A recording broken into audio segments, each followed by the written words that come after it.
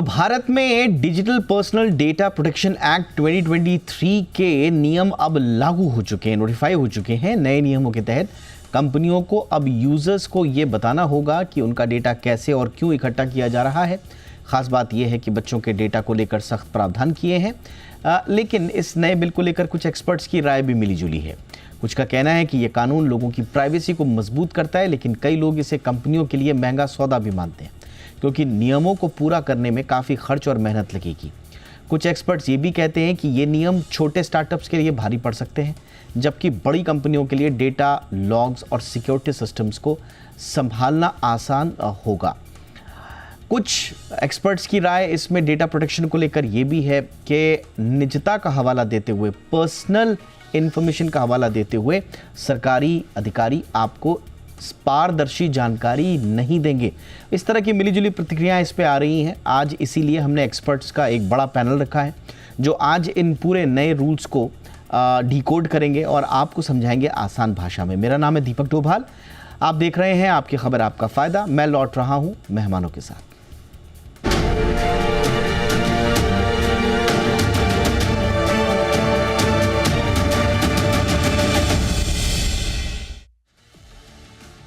भारत में data protection का नया कानून लागू हो चुका है। ये नियम अब लोगों की प्राइवेसी को मजबूत करने के साथ साथ इनोवेशन और डिजिटल इकोनॉमी को बढ़ावा देने के मकसद से लागू किया गया है। डिजिटल पर्सनल डेटा प्रोटेक्शन यानी डीपीडीपी एक्ट 2023 के तहत अगले 3 साल में इस सेक्टर में 10,000 करोड़ का निवेश आने का अनुमान है। मीडिया रिपोर्ट कहती है कि कंपनियां प्राइवेसी ऑटोमेशन और सर्विसेज पर जमकर खर्च करेंगी। सालाना खर्च की बात करें तो कंपनियां हर साल करीब 3,000 करोड़ खर्च करेंगी ताकि डीपीडीपी एक्ट के नियमों का पालन कर सकें। इस कानून का सबसे बड़ा असर कंसेंट मैनेजमेंट पर पड़ेगा और साथ ही कंसेंट मैनेजमेंट ही पूरे बिजनेस का 10% हिस्सा बन सकता है। यानी यूजर की परमिशन को मैनेज करने के लिए टेक्नोलॉजी और सर्विसेज पर कंपनियां भारी निवेश करेंगी। अब बात करते हैं कंसेंट मैनेजर की। ये एक रजिस्टर्ड एंटिटी होती है जो ऐसा प्लेटफॉर्म देती है जिसे यूजर अपना डेटा रिव्यू, विदड्रॉ या मॉडिफाई कर सकता है। यानी यूजर को अपने डेटा पर कंट्रोल रखने की पूरी ताकत मिलेगी।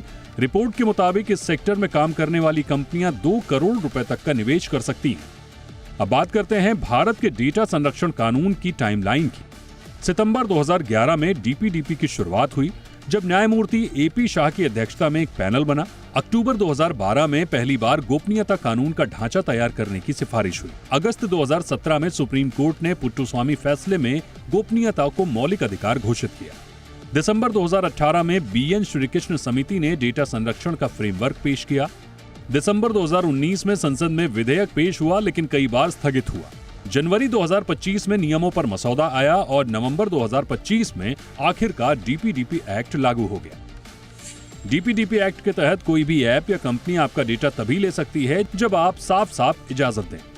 बिना माता पिता की इजाजत के अब कोई भी कंपनी बच्चों को ऐसा विज्ञापन नहीं दिखा सकती जो उनके लिए खास तौर पर बनाया गया हो।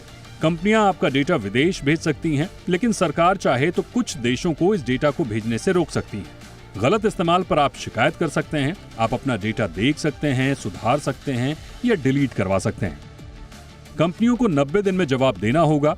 अगर डेटा चोरी होता है तो कंपनी को आपको तुरंत बताना होगा। आप इससे जुड़ी कोई शिकायत ऑनलाइन या ऐप से फ्री में कर सकते हैं।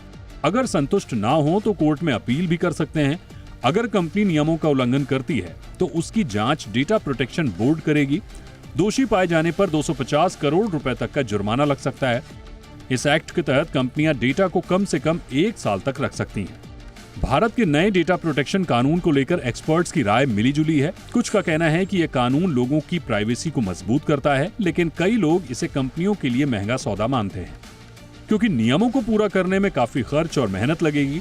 एक्सपर्ट्स का कहना है कि ये नियम छोटे स्टार्टअप्स के लिए भारी पड़ सकते हैं, जबकि बड़ी कंपनियों के लिए डेटा लॉग्स और सिक्योरिटी सिस्टम को संभालना आसान होगा। यानी कुल मिलाकर भारत का नया डेटा प्रोटेक्शन कानून एक बड़ा बिजनेस स्पेस खोल रहा है, लेकिन साथ ही कंपनियों के लिए नई चुनौतियां भी ला रहा है। अब देखना होगा कि इंडस्ट्री इस बदलाव को कैसे अपनाती है और यूजर्स को कितना फायदा मिलता है। ब्यूरो रिपोर्ट, जी मीडिया। खास मेहमान हमारे साथ जुड़ चुके हैं। स्वागत करते हैं विराग गुप्ता जी का। जाने माने एडवोकेट हैं सुप्रीम कोर्ट और डेटा प्रोटेक्शन से जुड़ी हुई कई किताबें भी लिख चुके हैं। बहुत बहुत स्वागत है आपका विराग जी हमारे शो पे। हमारे साथ हैं डॉक्टर प्रशांत माली, जाने माने साइबर सिक्योरिटी और लॉ एक्सपर्ट। डॉक्टर माली, गुड इवनिंग, बहुत बहुत स्वागत है आपका। डॉक्टर विराग जी, आपसे ही चर्चा की शुरुआत कर रहे हैं। तो अंतोगत्वा अब ये रूल नोटिफाई हो गए हैं। जो तर्क आप कई सालों से हमारी डिबेट्स में दिया करते थे कि सब कुछ हो गया लेकिन नोटिफाई अब तक नहीं हुए, तो वो नोटिफाई हो गए हैं। सर, क्या बदलेगा इससे और बुनियादी रूप से इसका विश्लेषण किस तरह से किया जाए? अच्छा हुआ, खराब हुआ, या अच्छा हो सकता था लेकिन देर हो गई? दीपक जी, शास्त्रों में 4 प्रकार के सत्य बताए गए हैं। एक है पूर्ण सत्य, एक है अर्ध सत्य, एक है आंशिक सत्य और एक है भ्रामक सत्य। तो भ्रामक सत्य को असत्य की कैटेगरी में रखा जा सकता है। तो मैं मानता हूं कि जो रूल्स हैं ये भ्रामक सत्य हैं, आंशिक सत्य भी नहीं हैं, और ये इन रूल्स में ही लिखा हुआ है। तो सिर्फ अभी फ़िलहाल जो रूल्स अभी नोटिफाई किए गए हैं वो रूल नोटिफाई किए गए हैं 1/2/17 से 21। मतलब बोर्ड का गठन होगा, रूल का नाम क्या है, डेफिनेशन क्या है। जो कंसेंट मैनेजर वाली जो रूल्स 4 की बात है वो 4 लागू होगा 1 साल बाद, और जो बकाया रूल्स है जिनके बारे में बात की जा रही है वो 18 महीने बाद होंगे, नहीं होंगे मालूम नहीं है। लेकिन मुझे एक बात परेशान करती है, हो सकता है कि मैं गलत भी हूँ, और बिजनेस नेशनल मीडिया चैनल में इस बात को मैं पहली बार उठाना चाहता हूँ कि मैं एक्ट पढ़ रहा था जो 2023 में पास हुआ था संसद से 11 अगस्त 2023 को, और उसमें सेक्शन 1 में लिखा गया है, सेक्शन 1(2) में, it shall come into force on such date as the central government may by notification in the official gazette appoint and different dates may be appointed for different provisions of this act. अब इस act को लागू करने के लिए एक अलग से नोटिफिकेशन जारी करने की ज़रूरत है, और उस एक्ट के सेक्शन 40 के तहत रूल्स बने हैं। तो रूल्स अलग चीज़ें हैं। रूल्स बनाए गए हैं डेटा फिड्यूसरी के लिए, रूल्स बनाए गए कंसेंट मैनेजर के लिए, रूल्स बनाए गए बोर्ड के लिए। और अगर सेक्शन 16 या 42 के तहत अगर रूल बनते हैं तो उनको संसद में पेश करने की ज़रूरत है।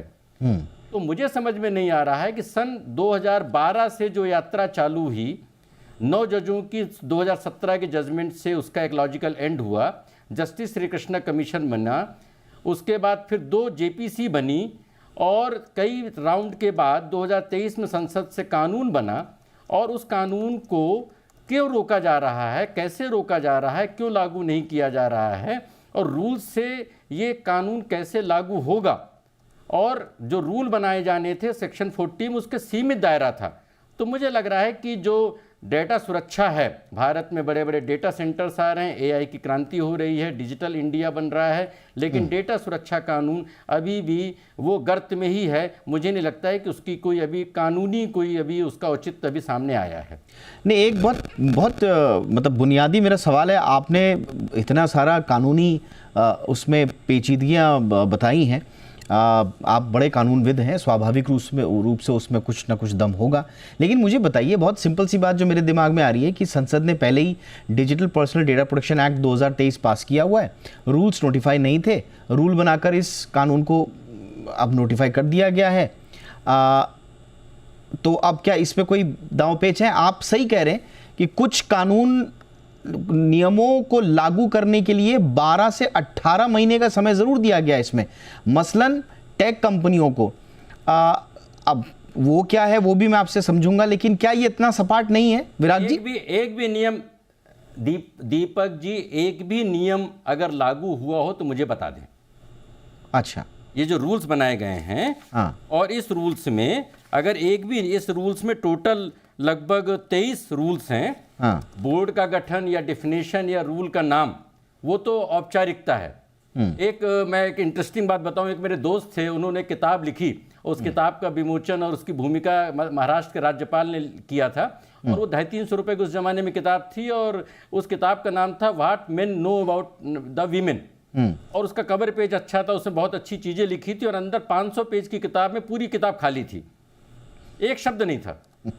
और उसमें लिखा था कि हम महिलाओं के बारे में कुछ भी नहीं जानते, और ये किताब थी, और वो किताब उस ज़माने में 200-300 रुपए की किताब थी। इसी तरीके से रूल्स हैं, रूल्स नोटिफाई हुए हैं। कौन से रूल्स नोटिफाई हुए हैं? क्या कोई रूल आज लागू हो रहा है क्या 2023 का जो डेटा सुरक्षा कानून है आज लागू है या नहीं लागू होगा, इस रूल से वो कानून कैसे लागू होगा, और डेटा सुरक्षा कानून को लागू करने के लिए सेक्शन 1(2) के हिसाब से नोटिफिकेशन कब जारी की जाएगी, मुझे लग रहा है कि इन सवालों के जवाब मिलना चाहिए। ओके, हमारे साथ एक और कानूनविद हैं डॉक्टर माली, उनका भी हम रुख कर लेते हैं। इस बीच हमारे साथ अमित दुबे जी जुड़ चुके हैं, जाने माने एआई और साइबर एक्सपर्ट हैं। अमित जी के पास आने से पहले डॉक्टर माली थोड़ा सा क्लियर कीजिए सर, जो सरकार की तरफ से जारी नोटिफिकेशन है और जो रिलीज़ है उसमें तो साफ कहा गया है कि डीपीडीपी नियम 2025 14 नवंबर 2025 को जारी किए गए। अब डीपीडीपी एक्ट 2023 पूरी तरह से लागू, लेकिन विराग जी कह रहे हैं कौन सा नियम लागू हो गया, जरा बता दें। देखिए, मुझे तो पूरी तरह से इनका कोई भी एक साथ जो सिंक्रोनाइजेशन होता है वो दिखता नहीं है। पहले गैजेट में ये जो सारी डीपीडीपी रूल्स है वो उन्होंने पब्लिश किए। मेटी ने पूरा एक दिन लगाया उसे बताने के लिए कि हमने ये पब्लिश हो चुका, मेटी की वेबसाइट पे अवेलेबल नहीं था। फिर मेटी जो मिनिस्ट्री ऑफ इंफॉर्मेशन टेक्नोलॉजी है, फिर वो एक और ये ले आई नोटिफिकेशन जिसमें ये टाइमलाइंस बताए गए। अभी आप टाइमलाइंस को भी देखते हैं, पढ़ते हैं, तो वो पहले डीपीडीपीए एक्ट के बारे में लिखा है, डीपीडीपी एक्ट 2023, और फिर बाद में जो मेंशन करता है वो रूल्स के बारे में बोलता है। तो जो क्लैरिटी है, जैसे विराज जी भी बता रहे थे, क्लैरिटी अभी पूरी तरह से है नहीं। और मुझे ये हमेशा लगता है कि जो डीपीडीपी एक्ट के प्रति सरकार की संवेदनाएं उतनी नहीं है। क्यों नहीं है? क्योंकि ये जो बड़े जो कंपनियां हैं, जो बड़ी बड़ी जो जिसे हम फैंग कहते हैं, बिग टेक कंपनीज है, इनका खर्चा काफी बढ़ने वाला है जब भी कंप्लायंस की बात करें तो। और इन्हें भारतीयों के डेटा के प्रति संवेदनशील होना पड़ेगा और इन्हें जवाबदेही करनी पड़ेगी, नहीं तो इन्हें बड़ा दंड लगने वाला है। अभी वो दंड भी जो लगने वाला है वो डेटा प्रोटेक्शन बोर्ड से लगने वाला है, जो भी वो जुडिशियल बॉडी तो है नहीं, वो भी एक वहां की जो नियुक्तियां है वो जुडिशली ये नहीं होने वाली है, वो भी शायद सरकार के लोग हो, उसमें बाबू हो, रिटायर्ड लोग के लिए पुनर्वसन के लिए बनाया जाए ये डीपीबी बोर्ड, तो वहां पे भी उनको दिक्कतें आ सकती है। तो ये जो बिग टेक कंपनी है ये काफी लॉबिंग कर रही है कि इसमें से जो हवा निकाली जाए, जो हमारे और आपके पक्ष में ये एक्ट है। अच्छा। आपका और मेरा जो डेटा है एसेट के बदले अभी वो एक अमानत बनने जा रही है, और अमानत का प्रोटेक्शन करना ये राजधर्म होता है, ये अभी माना जाना चाहिए था। लेकिन ये ऐसे कंफ्यूजन लाया जा रहा है, मुझे लगता है आने वाले दिन में ये कंफ्यूजन भी शायद दूर होगा। अच्छा। देखते हैं अभी कब दूर होगा ये। अब इसमें दो चीजें समझ में आ रही हैं आप दोनों कानूनविदों की बात सुन के, कि मैती ने या गवर्नमेंट ने ये कह दिया साहब कि ये रूल नोटिफाई हो गए हैं, लेकिन बात दरअसल ये है कि ये फेज्ड इम्प्लीमेंटेशन की टाइमलाइन का नोटिफिकेशन है। ये पूरी तरह से रूल नोटिफाई नहीं हुए हैं। अच्छा, तुरंत जो चीज़ लागू होंगी 13 नवंबर 2025 से, वो नियम 1, 2 और 17 से 21 जिसका जिक्र अभी विराग जी ने भी किया। अब ये क्या है? ये डेटा प्रोटेक्शन बोर्ड से जुड़े हुए हैं, जैसे कि भाई बोर्ड का गठन कर दीजिए, शिकायतें दर्ज करना शुरू कर दीजिए, अपील की प्रक्रिया शुरू कर दीजिए, यानी कि नागरिक डीपीबी से शिकायत कर सकते हैं, लेकिन बोर्ड की गठन की प्रक्रिया शुरू हो गई। लेकिन जो कॉन्सेंट मैनेजर का रजिस्ट्रेशन होगा ये 1 साल बाद होगा, 13 नवंबर 2026 से। और नियम 3, 5 से 16 और 22 से 23, ये जैसे डेटा ब्रीच नोटिफिकेशन, ये बड़े इंपॉर्टेंट हैं। सिक्योरिटी सेफगार्ड, बच्चों का डेटा प्रोटेक्शन, डाटा प्रिंसिपल के अधिकार, ये कंपनियों को इसके लिए 18 महीने का समय मिला है अभी अनुपालन के लिए। तो सही कह रहे हैं हमारे दोनों कानूनविद, ये दरअसल आंशिक सत्य है। नोटिफिकेशन असली जो होंगे वो कॉन्सेंट मैनेजर के रजिस्ट्रेशन के बाद 18 महीने के बाद 13 मई 2027 से आप इनको मानिए, जब सब कुछ गठित हो जाएगा। तब तक क्या क्या होगा ये स्थिति अभी क्लियर नहीं है। तो ये बात हमारे शो में अभी स्पष्ट हो गई। अब जरा अमित दुबे जी के पास चलते हैं। दुबे जी, बहुत लेयर्स हैं इसके अंदर, मोटा मोटी ऐसे लग रहा है कि नोटिफाई हो गया मतलब इतिश्री हो गई, लेकिन अभी तो ऐसा लग रहा है कि बहुत काम बाकी है। अमित जी। बिल्कुल बिल्कुल, मैं दोनों जो अधिवक्ता है उनसे सहमत देखिए, ये लड़ाई बहुत लंबी थी और जब भी ये नोटिफिकेशन आया तो हम सब एक्साइटेड हो गए कि चलो अब तो एग्जीक्यूट हो ही गया। पर जब हमने देखा कि नहीं अभी भी बिल्कुल हाफ हार्टेड तरीके से चीज की गई है तो एक निराशा ही हाथ लगी है। किसी भी चीज के इम्प्लीमेंट होने का यदि मुझे इम्पैक्ट या फायदा नहीं पहुंच रहा है तो मेरे लिए वो चीज फिर है।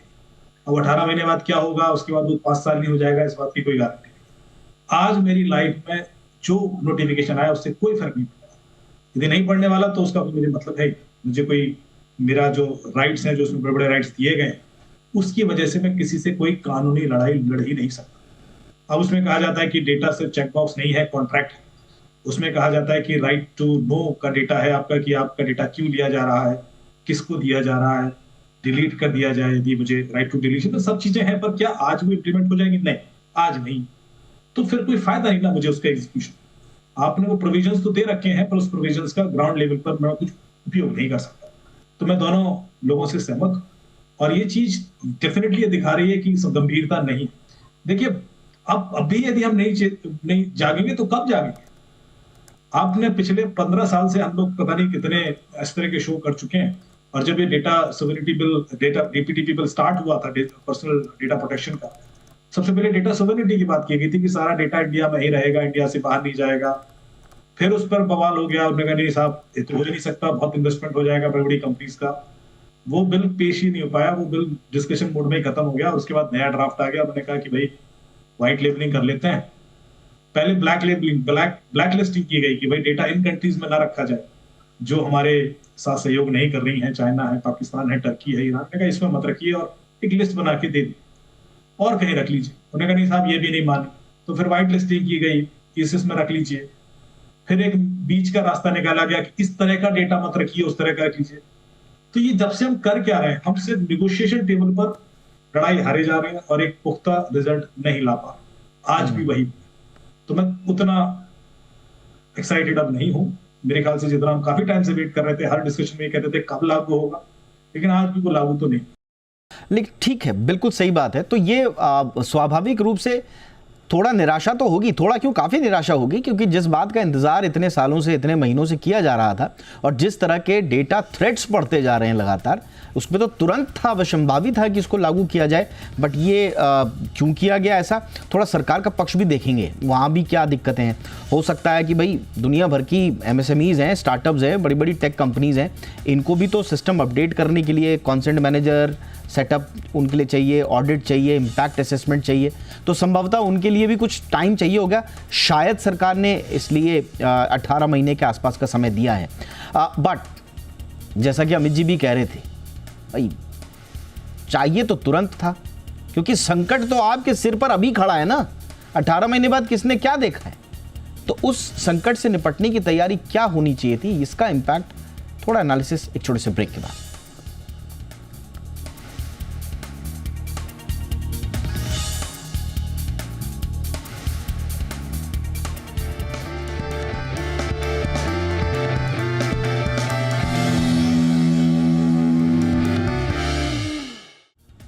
ब्रेक के बाद आपका स्वागत है। विराग जी, अब ऐसा लग रहा है कि गवर्नमेंट ने भी थोड़ा सा इस बात का ध्यान रखा है कि ओवरली स्ट्रिक्ट टाइमलाइंस अगर आ गई तो उससे ईज ऑफ कंप्लायंस कहीं दिक्कत ना हो जाए और कंपनीज कहीं आनन फानन में उनको जो ओवरऑल इकोनॉमी पर तो इम्पैक्ट आएगा ही। अगर आप कंपनीज को एकदम एकाएक इस तरह के रूल नोटिफाई करके एकदम से सारी चीज़ें शुरू कर देंगे, तो क्या आपको नहीं लगता है कि ओवरली स्ट्रिक्ट टाइमलाइंस को मद्देनजर रखते हुए सरकार ये फ्लेक्सिबिलिटी थोड़ी सी लेकर के आई है?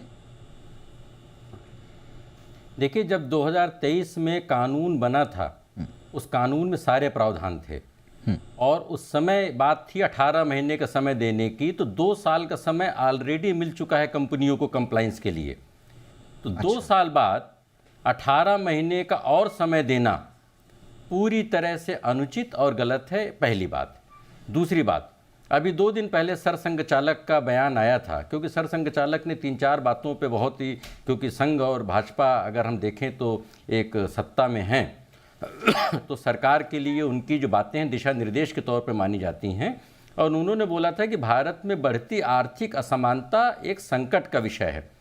तो जब डेटा सुरक्षा कानून है, तो जैसे हम आयुर्वेद में वात पित्त कफ बोलते हैं, तो डेटा सुरक्षा कानून भारत में सारी समस्याओं का समाधान है, आर्थिक जो विषमताओं का, और सारी समस्याओं की जड़ भी है।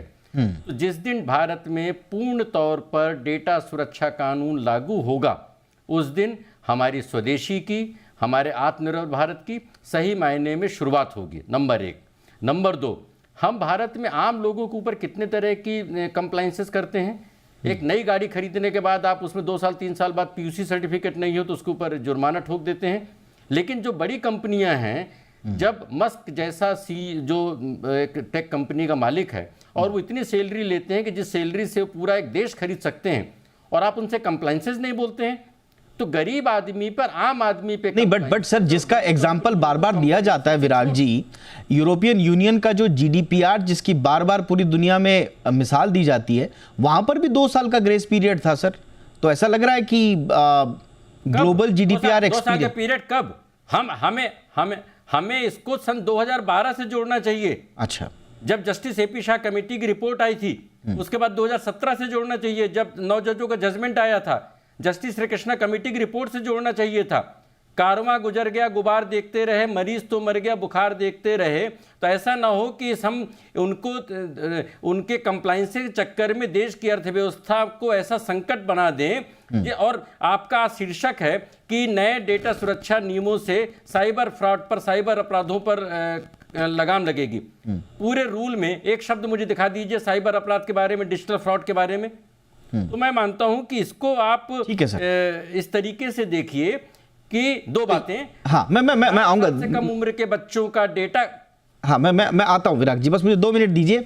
मैं डॉक्टर माली के पास आ रहा हूं। डॉक्टर माली, तो आप, यानी कि थोड़ा सा गवर्नमेंट ने आपको, मतलब आपका इशारा इस तरफ है क्या कि गवर्नमेंट ने थोड़ा इसको, जो अपनी प्रेस रिलीज में भी फुल ऑपरेशनलाइजेशन कह दिया है, दरअसल वो उसकी जगह फेजिंग का इस्तेमाल अगर किया जाता तो, क्योंकि फेजिंग का डिटेल बहुत कम हाईलाइट किया गया है, और फुली ऑपरेशनलाइजेशन या DPDB rules notified privacy law in effect, ये इस तरह के जो शब्दों का इस्तेमाल कर दिया सर, ये थोड़ा अतिशयोक्ति हो गई यहां पर डॉक्टर माली? देखिए, दोनों तरह से सरकार पे प्रेशर है। एक तो जो ये डीपीडीपी के दीवाने हैं, मतलब ये दीवाने भी कौन है, जिनके कोई ना कोई टूल है कंसेंट मैनेजमेंट का, या जो जीआरसी वाले या बिग 4 कंपनियां हैं या लॉ फर्म्स हैं जो जिनका इनमें इंटरेस्ट है, इन्हें एक बड़ा बिजनेस का चंक दिख रहा है। तो ये सरकार की मेटी के अफसर्स हैं, इनका दिमाग खाते रहते थे अब तक, तो इन्हें भी खुश करना था। इनको जो बिग टेक कंपनियां हैं जिन्हें कंप्लायंस नहीं करना या कंप्लायंस आराम से करना है या वक्त चाहिए था, उन्हें भी खुश करना था।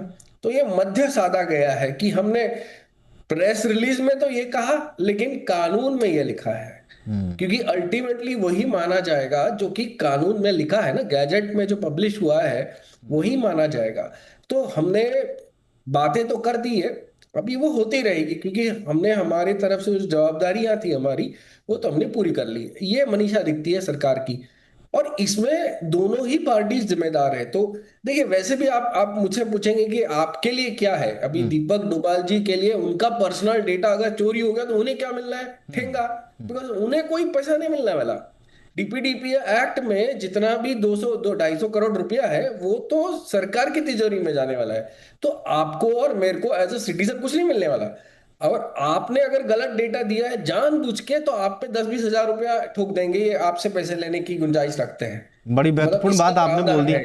बिल्कुल, अब दो चीजें आप लोगों ने ऐसी बोल दी वाकई में, जो कि बिल्कुल आम लोगों से जुड़ी हुई है। पहला, विराग जी ने कहा भाई साइबर फ्रॉड पर काबू, साइबर फ्रॉड का नाम तो पढ़ लीजिए उसमें अगर कहीं हो।